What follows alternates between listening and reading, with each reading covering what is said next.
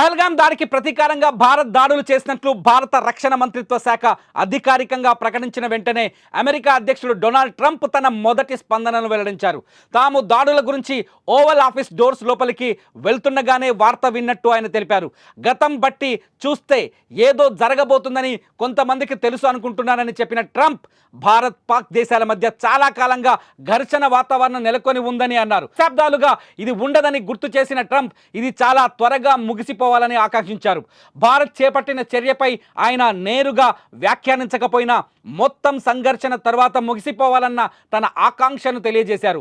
ఇరు దేశాలు ఉద్రిక్తతలు తగ్గించుకోవాలని, ప్రపంచానికి శాంతి కావాలని ట్రంప్ చెప్పుకొచ్చారు. భారత్ చేసిన దాడులపై క్లియర్గా చెబుతోంది తాము కేవలం ఉగ్ర స్థావరాలపైనే దాడు చేశామని, ప్రజలకు మా వల్ల ఎలాంటి ఎఫెక్ట్ జరగలేదని చెప్పుకొచ్చింది భారత్ దెబ్బతో పాక్ ఊరుకుంటుందా లేదా అన్నది ఇప్పుడు అత్యంత $1 మిలియన్ ప్రశ్నగా కనిపిస్తోంది. పాకిస్తాన్ ఉగ్ర స్థావరాలపై దాడి చేయడాన్ని పాకిస్తాన్ ఇంకా సమర్థించుకుంటుందా, మాపైన దాడి చేశారని అభివర్ణించుకుంటుందా, పాకిస్తాన్ ఏం చేయబోతుందన్నది ఇప్పుడు ఆసక్తికరంగా మారింది. ఇప్పటికే పూంచ్ సెక్టార్లో పాకిస్తాన్ సైన్యం కాల్పులు జరిపింది. ఈ కాల్పుల్లో సామాన్యులు 3 చనిపోయినట్టుగా మనకు సమాచారం అందుతోంది. పాకిస్తాన్ ఇప్పుడు ఆవేశంతో రగిలిపోతుంది.